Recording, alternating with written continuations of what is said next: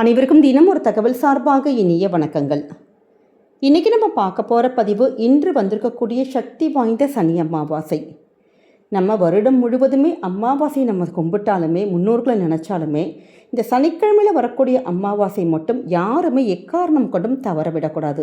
ஏன்னா மகாளி அமாவாசை, ஆடி அமாவாசை, தை அமாவாசை இதற்கு இணையான பலன்கள் கொடுக்கக்கூடியது தான் சனிக்கிழமையில் வரக்கூடிய அமாவாசை. அதுவும் இன்றைக்கி சனி ஜெயந்தியோடு வந்திருக்கிறது கூடுதலான விசேஷம். இந்த அமாவாசை நாளில் நிறைய பேர் முன்னோர்களுக்கான சின்ன சின்ன விஷயங்கள் நம்ம படையலிடுறது இல்லை தர்ப்பணங்கள் பண்ணுறது அது மாதிரிலாம் பண்ணியிருப்போம்.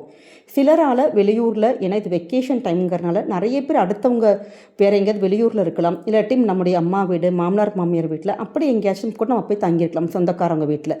இப்படி எங்களால் எந்தவித வழிபாடுகளும் செய்ய முடியல அப்படிங்கிறவங்களுக்கான ஒரு எளிமையான தீப வழிபாட்டு முறை. இந்த தீப வழிபாடை ஒன்று உங்கள் வீட்டில் நீங்கள் செய்யலாம். அப்படி முடியாதவங்க உங்கள் வீட்டு பக்கத்தில் இருக்கக்கூடிய கோவில்களில், சிவன் கோவிலில் இப்போ நமக்கு அதாவது பர்டிகுலராக சிவன் கோவிலில் போய் இந்த தீப வழிபாடு செய்கிறது ரொம்ப ரொம்ப விசேஷம். அப்படிப்பட்ட சக்தி வாய்ந்த ஒரு பித்ரு தீப வழிபாடு தாங்க இன்றைக்கி நம்ம தெரிஞ்சுக்க போகிறோம். பதிவுக்குள்ளே போகிறதுக்கு முன்னாடி நம்முடைய சேனலை நீங்கள் இப்போ வரைக்கும் சப்ஸ்கிரைப் பண்ணாமல் பார்த்துட்ருக்கீங்கன்னா கண்டிப்பாக சப்ஸ்கிரைப் பண்ணிக்கோங்க. அப்போ தான் எங்களுடைய எல்லா நல்ல நல்ல பதிவுகளுமே உடனுக்குடனே வரும். பக்கத்தில் இருக்கக்கூடிய பெல் பட்டனையும் மறக்காமல் கிளிக் பண்ணிக்கோங்க. இப்போ பதிவை பார்க்கலாம்.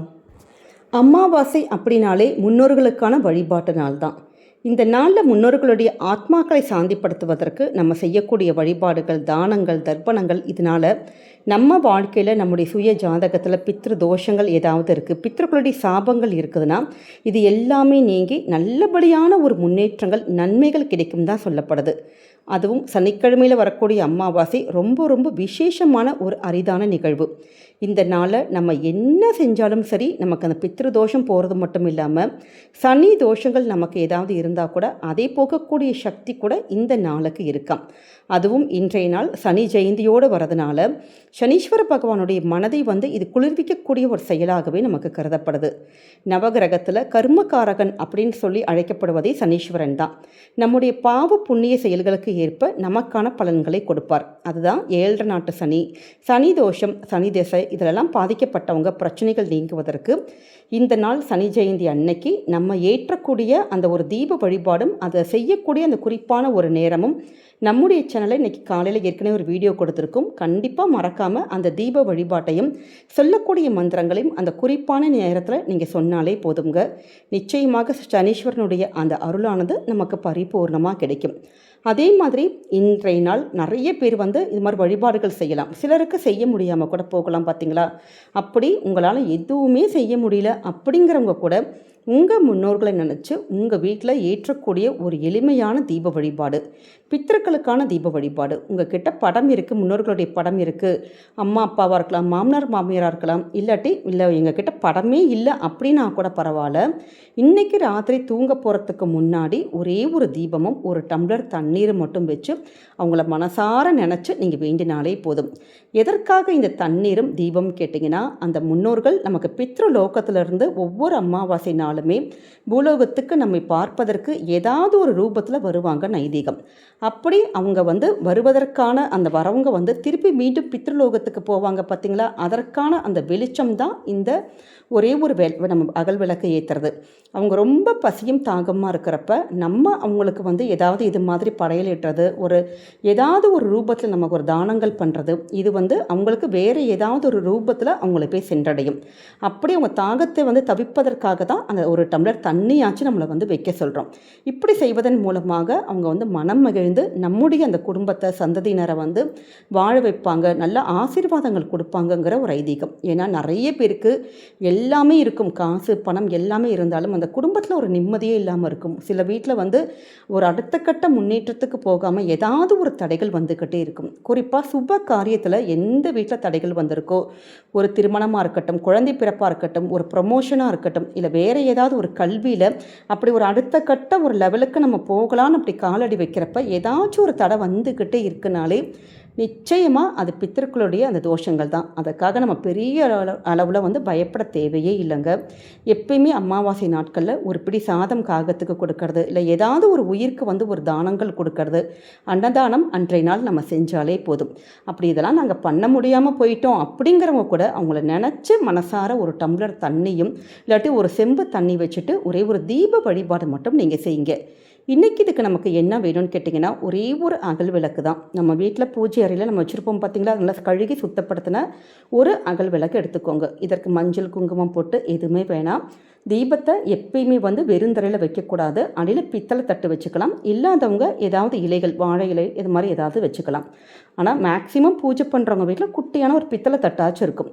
ஆனால் எவர் சில்வர் நம்ம உபயோகப்படுத்த வேண்டாம்.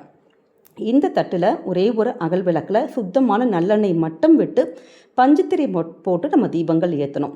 இதற்கு வந்து கலப்பு எண்ணெய் ஊற்றுறது, நெய் ஊற்றுறது அது மாதிரி எதுவுமே வேணாம். எப்பொழுதுமே முன்னோர்களுக்கு கிழக்கு அல்லது தெற்கு, மேக்சிமம் சவுத்து சைடு தெற்கு திசையில் வந்து நீங்கள் தீபங்கள் ஏற்றுறதுங்கிறது ரொம்ப ரொம்ப விசேஷம். ஏன்னா தெற்குங்கிறது யமனுடைய திசை, பித்திருக்களுக்கான திசை. அப்போ அந்த திசை பார்த்து, அந்த ஃபேஸிங் பார்த்து நம்ம வந்து ஒரு விளக்கு வந்து அகல் விளக்கு ஏற்றணும். இதோடு கூட நம்ம சாதாரணமாக குடிக்கின்ற தண்ணி இருக்குது பார்த்தீங்களா, அதில் ஒரே ஒரு டம்ளர் தண்ணி வைக்கலாம். இல்லாட்டி உங்கள்கிட்ட அந்த பஞ்சபாத்திரத்திலான அந்த ஏதாச்சும் ஒரு எக்ஸ்ட்ரா நம்ம ஒரு டம்ளர் வச்சுருக்கீங்கன்னா அதில் ஏற்றலாம். அப்படி ஏதாவது ஒரு சாதாரண ஒரு குடிக்கின்ற ஒரு தண்ணி வந்து ஒரு செம்புலையோ ஒரு டம்ளர்லையோ நீங்கள் கொண்டு வந்து வச்சுட்டு, முன்னோர்கள் படம் இருந்ததுன்னா படத்துக்கு முன்னாடி வைக்கலாம். படம் இல்லாதவங்க அப்படியே உங்கள் வீட்டு ஹாலில் நீங்கள் எங்கே நீங்கள் இருக்கீங்களோ, அதாவது பெட்ரூமில் நீங்கள் வைக்க வேணாம். ஒன்று வீட்டு ஹாலில் வைக்கலாம், இல்லாட்டி வராண்டாவில் வைக்கலாம். ஆனால் வீட்டுக்கு வெளியில் இந்த தீப வழிபாடு பண்ணக்கூடாது. அப்படி அந்த இடத்துல நீங்கள் ஒரு ஹாலில் மட்டும் இந்த விளக்கை மட்டும் ஏற்றிட்டு நல்ல ஆத்மார்த்தமாக அந்த தீபத்துக்கு முன்னாடி உட்காந்துட்டு, இது வரைக்கும் உங்கள் குடும்பத்தில் ஏதாவது ஒரு காரியங்கள், ஒரு பிரச்சனைகள் வந்துக்கிட்டே இருக்குது, எங்களுக்கு தீர்வு கிடைக்கவே இல்லைம்மா அப்படிங்கிறவங்க, உங்கள் பிரச்சனைகள் தீரணும், ஒரு கஷ்டங்கள் சரியாகணும் அப்படின்னு சொல்லிட்டு அந்த தீபத்துக்கு முன்னாடி உங்கள் முன்னோர்களை எல்லாரையுமே நினச்சிட்டு, எப்பொழுதுமே சொல்கிறது தான், அதாவது உங்களுடைய பெற்றோர் வழி, உங்களுடைய கணவர் வழி, அவங்க பக்கம் யாரெல்லாம் நமக்கு இறந்துருக்காங்களோ அவங்க எல்லாரையுமே அந்த பக்கம் இருக்கக்கூடிய எல்லா ஆத்மாக்களும் சாந்தி அடையணும், எங்களுக்கு நல்லபடியாக ஒரு அனுகிரகம் கிடைக்கணும் அப்படின்னு மனசார வேண்டிட்டு உங்களுடைய பிரச்சனைகளை அந்த விளக்கு முன்னாடி சொல்லி, எங்களுக்கு இதை எப்படியாச்சும் சரி பண்ணி எங்கள் குடும்பத்தை நீங்கள் வாழ வைங்க அப்படின்னு மனசுக்குள்ளே நீங்கள் உருகி நீங்கள் அவங்கள நினச்சி நீங்கள் வேண்டி பாருங்கள். கண்டிப்பாக ஒவ்வொரு அமாவாசையிலும் நம்ம ஏற்றக்கூடிய இந்த தீப வழிபாட்டுக்கு அதீத ஒரு சக்தி இருக்குங்க. நம்முடைய முன்னோர்களுங்கிறதே நம்முடைய பித்ருக்கள் வந்து நம்முடைய அந்த அம்மா வழி, அம்மம்மா, அப்படி அவங்க தாத்தா பாட்டி அப்படி முன்னாடி இருக்கக்கூடிய நம்முடைய தலைமுறை ஆளுங்க தான்.